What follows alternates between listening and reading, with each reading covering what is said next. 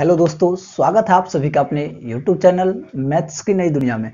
दोस्तों, आज के इस वीडियो में हम बात करेंगे सांख्यिकी के कुछ ऑब्जेक्टिव क्वेश्चन लेकर के आया हूँ, जो ये आपके लिए सभी एग्जामों के लिए इम्पोर्टेंट होगा। चाहे आप किसी भी एग्जाम को दे रहे हैं, SSC, CHSL, RRB, NTPC, group D या किसी एंट्रेंस एग्जाम, BEd, किसी भी एग्जाम को।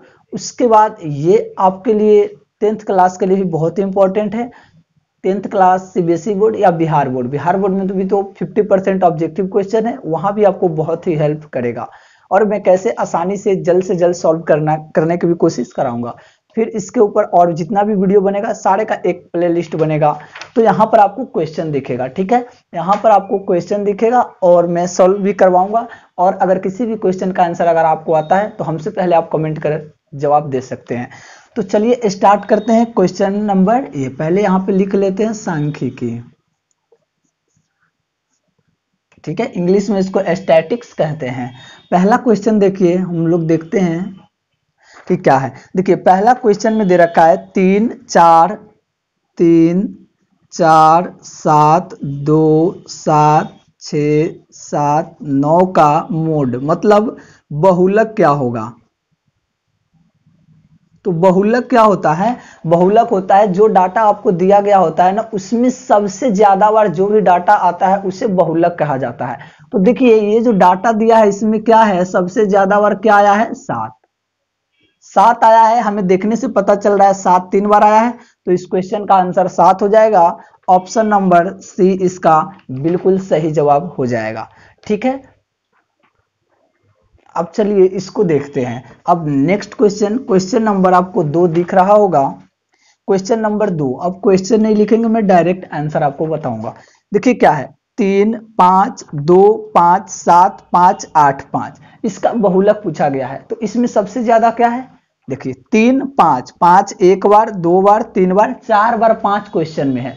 तो बहुलक क्या होगा? सबसे ज्यादा बार तो 5 ही आया है, तो बहुलक जो हो जाएगा 5 हो जाएगा। यानी कि 2 का जो ऑप्शन नंबर सी बिल्कुल सही जवाब हो जाएगा। चलिए क्वेश्चन नंबर 3 देखिए, आपको दिखाई दे रहा होगा कि किसी बारंबारता का बहुलक होता है।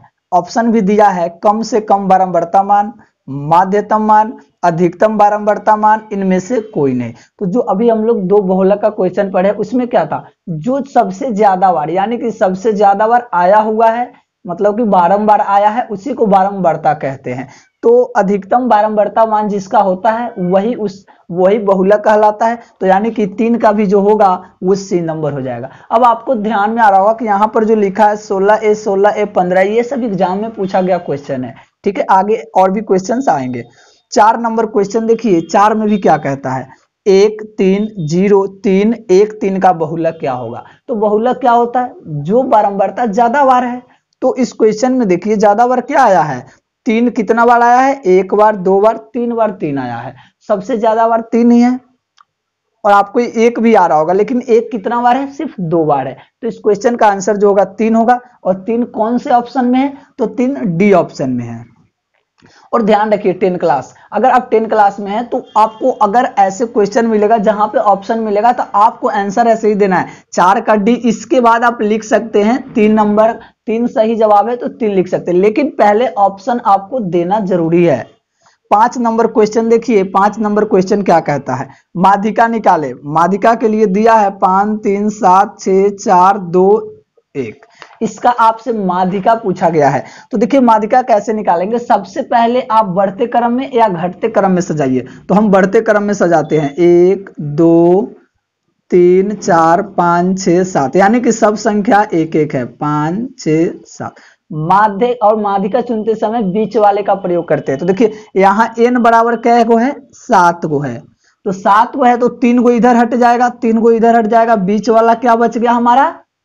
4 बच गया, ठीक है। तो यहां तो विषम संख्या था इसलिए डायरेक्ट बीच वाला हम चुन लिए, तो 7 हो गया। 7 ऑप्शन नंबर सी है, यानी कि 5 का जो सही जवाब है वो सी नंबर ऑप्शन होगा। अब आपके दिमाग में आ रहा होगा कि n बराबर 8 होता तो क्या होता, आएगा तो वो भी बताएंगे। चलिए अब नेक्स्ट क्वेश्चन 6 नंबर से देख लेते हैं। 6 नंबर क्वेश्चन देखिए क्या कहता है, 6 नंबर कह रहा है प्रथम 5 पूर्ण संख्याओं का माध्य कौन होगा। प्रथम 5 पूर्ण संख्या, ध्यान रखिएगा, प्रथम 5 पूर्ण संख्या का मतलब हुआ पहले 0, 1, 2, 3, 4। अब आपको दिमाग में आ रहा हो 0 तो हम ले ही नहीं सकते, लेकिन पूर्ण संख्या है, पूर्ण संख्या में 0 को ऐड करना पड़ेगा तभी ये प्रथम 5 पूर्ण संख्या होगा। 1 से आप लिखेंगे तो वो प्राकृत संख्या हो जाएगा। इसका माध्य पूछा है तो सबको जोड़ दीजिए, 1, 2, 3, 3, 6, 4, 10। कै गो संख्या है, 1, 2, 3, 4, 5, 5 गो संख्या है तो 10/5 2 माध्य हो जाएगा, ये कट जाएगा। ऑप्शन में देखिए 2 है कोई, हाँ है, बी नंबर बिल्कुल आपका सही जवाब हो जाएगा। चलिए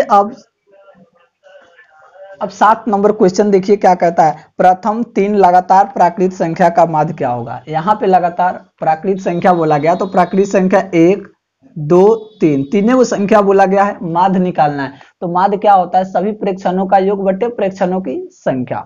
ऐसे भी आप कर सकते हैं या औसत समझिए, ऐसे डाटा दिया है तो 3, 2, 5, 1, 6, सबको जोड़ने पे 6 आया। कै गो संख्या है, 3 गो संख्या है, भाग देने पे 2 आएगा, यही इसका माध्य हो गया।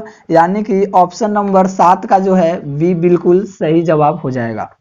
8 नंबर क्वेश्चन को देख लीजिए, ये क्वेश्चन बहुत बार एग्जाम में पूछा गया है, संचयी बारंबारता वक्र क्या कहलाती है। तो संचयी बारंबारता वक्र जो कहलाती है वो त्वरण कहलाती है। क्या, त्वरण। तो इस क्वेश्चन का आंसर आप याद रखेंगे। अब संचयी बारंबारता क्या होता है ये भी हम पढ़ाएंगे। स्टैटिक्स का भी वीडियो आपको कल मिल जाएगा, कल से परसों 10 क्लास का पूरा 14 चैप्टर का मिलेगा। और हाँ, ये वीडियो सभी एग्जामों के लिए है, आप किसी एक एग्जाम से ना पढ़े। एक स्टैटिक्स या सांख्यिकी किसी भी चीज अगर एग्जाम में पूछा जाता है तो एक बार आप ऐसे पढ़ ले कि किसी भी एग्जाम का क्वेश्चन है तो आप इसको अटेम्प्ट अच्छे से कर सके। चलिए 9 नंबर क्वेश्चन आपको दिया गया है, आप उसका आंसर अगर आपको पता है तो आप जल्दी से कमेंट कीजिए, और नहीं कीजिएगा तो फिर हम तो करेंगे ही। 9 नंबर क्वेश्चन देखिए क्या कहता है, वर्ग अंतराल 10 से 20 का वर्ग चिन्ह क्या है। वर्ग अंतराल देखिए 10 से 20, वर्ग चिन्ह को क्लास मार्क कहते हैं, क्लास मार्क को एक्स से दिखाते हैं वर्ग चिन्ह। अब वर्ग चिन्ह क्या होता है, ऊपरी वर्ग सीमा प्लस निचली वर्ग सीमा, और दो आइटम है ना तो 2 से भाग दे देंगे, तो दोनों को जोड़ेंगे और बट्टे में 2 से भाग दे देंगे, तो 10, 20, 30, 30 का आधा 15, यानी कि ऑप्शन नंबर बी बिल्कुल सही जवाब हो जाएगा। ठीक है दोस्तों, चलिए अब 10 नंबर क्वेश्चन देख लेते हैं। 5, 2, 7, 0, 6, 3, 9, 5, 2, 7, 0, 6, 3, 9 की माध्यिका क्या होगी। तो माध्यिका निकालने के लिए सबसे पहले हम लोग क्या करते हैं, बढ़ते क्रम में सजाएंगे या घटते क्रम में। तो देखिए 0 के बाद 2, 2 के बाद 3, 3 के बाद 5, फिर 6, 5, 6, 7, 9, 7, 9 बढ़ते क्रम में हो गया। अब n बराबर देखते हैं कै गो संख्या है, 1, 2, 3, 4, 5, 6, 7 गो संख्या है, तो 3 गो इधर हट गया, 3 गो इधर हट गया, बीच में 5 बच गया, तो यही आपका माध्यिका हो गया। इंग्लिश में इसको मीडियन कहते हैं। तो देखिए इसमें आपको कुछ दिया है कि नहीं, 0, 2, 3, 5, 6, 7, 9, इसमें ऑप्शन में नहीं है, तो मतलब कौन सा हो जाएगा, डी नंबर, इनमें से कोई नहीं इस क्वेश्चन का जवाब हो जाएगा। चलिए अब 11 नंबर क्वेश्चन को हम लोग देख लेते हैं। 11 नंबर क्वेश्चन को बहुत ही अच्छे तरीकों से समझ में आपको आ रहा होगा, अगर जहां भी दिक्कत हो आप बिल्कुल कमेंट कीजिएगा बिना हिचक। 1, 3, 4, 5 का माध्य क्या दिया है, 4 दिया है। देखिए 4 दिया है तो मतलब सबको जोड़ने पर, और इसका माध्य क्या होगा, 4 गो संख्या है तो 4 से भाग, और माध्य भी दिया है 4। माध्य बराबर क्या होता है, सभी को जोड़ और जितनी संख्या है उसका भाग दे देना है, तो ये गुणा होगा, भाग वाला कहां जाता है, दूसरे तरफ गुणा में। 4 चौके 16, 5, 4, 9, 3, 12 प्लस x, तो x का वैल्यू क्या होगा 16, ये जोड़ इधर जाएगा तो घटाव में, यानी कि प्लस जब साइड चेंज करता है तो माइनस में जाता है, 16 में से 12 गया 4, जो कि ऑप्शन नंबर ए आपका बिल्कुल सही जवाब हो जाएगा। ठीक है, चलिए अब 12 नंबर भी क्वेश्चन को देखा ध्यान से देख लीजिए।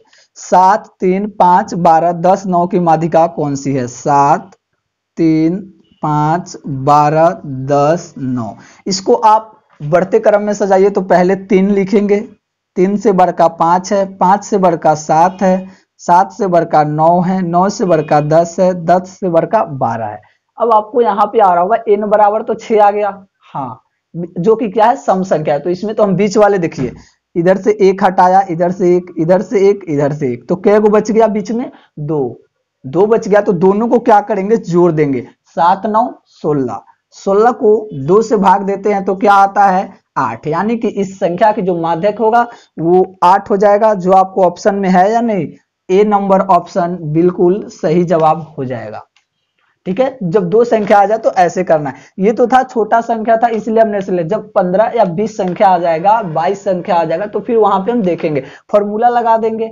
ये क्योंकि यहाँ तो 6 था इसलिए 2 अलग इधर कर दिया, 2 इधर, बीच में जो बच गया दोनों को जोड़ के 2 से भाग दे दिया। चलिए 12 नंबर के बाद अब 13 नंबर क्वेश्चन को देखते हैं। पी क्यू आर का गणितीय माध्य कौन सा होगा।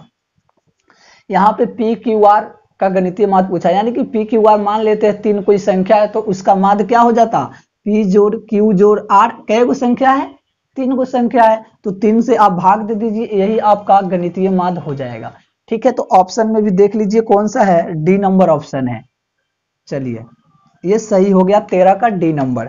14 नंबर क्वेश्चन देखिए, प्रथम 5 प्राकृत संख्या का माध्य। ये क्वेश्चन आपको होमवर्क में मिलेगा, क्योंकि मैंने पूर्णांक संख्या पूर्ण संख्या से बताया था ना, क्वेश्चन नंबर कितना में था, 6 नंबर, तो वहां पे 0 से लिया था, यहाँ पे 1 से लेना है। तो इसका आंसर आप कमेंट में जरूर कीजिएगा। 15 नंबर क्वेश्चन देखिए क्या है, चर मान 2 3 4 3 5 3 1 2 3 का बहुलक क्या होगा। इसमें देखिए ये भी क्वेश्चन आपको दिख रहा होगा कि इसमें क्या है, 3 सबसे ज्यादा बार आया है, 3 4 बार आया हुआ है, 3 4 बार आया है, 1 2 3 4, इसलिए इसका जो बहुलक होगा वो बी ऑप्शन 3 सही हो जाएगा। चलिए अब 16 नंबर क्वेश्चन देख लीजिए। 16 नंबर क्वेश्चन, 5 3 8 2 4 की माध्यिका कौन है। 5 3 8 2 4 की माध्यिका, ये भी क्वेश्चन आपको होमवर्क में है, और अगर आपको आंसर पता है तो आप कमेंट कीजिएगा, या किसी भी तरह आप बनाकर आंसर कमेंट कर सकते हैं। ऑप्शन भी यहाँ पे लिखा हुआ है, ऑप्शन ही कमेंट कीजिएगा, यार नहीं समझ में आए फिर भी आप कमेंट कीजिएगा। तो इस क्वेश्चन में मैं 16 तक ही रहने देता हूँ, 2 वीडियो में पूरा ये बन जाएगा। ठीक है दोस्तों, फिर आपसे मैं मिलूंगा नेक्स्ट वीडियो में। और आपको बता दें ये मैंने प्रिंट करवाया है, देख सकते हो आप, प्रिंट करवाया है, ताकि क्या हो, मेरे पास तो बुक है नहीं, मैं कहीं से भी क्वेश्चन लाता हूं और प्रिंट करवाता हूं, जिसका एक किसी भी तरह का प्रिंट करवा कर मैं आपको बोर्ड पे कराता हूं। ठीक है दोस्तों, तो अच्छा लगेगा तो लाइक और शेयर कीजिएगा, अपने दोस्तों को जरूर बताइएगा, और नए व्यूअर है तो प्लीज चैनल को सब्सक्राइब जरूर कर दीजिएगा। हाँ, मेरा एक मकसद ये भी है कि मैं मैथ में छोटे से छोटे बच्चे जो मैथ से जिनको डर लगता है या जिनको समझ नहीं आता, उनको भी मैं सिखा सकता हूँ। बस आप बने रहिए, जहां भी डाउट हो आप कमेंट कीजिए, मैं क्लियर करने की कोशिश जरूर करूंगा। तो मिलते हैं नेक्स्ट वीडियो में। Thank you watching for this.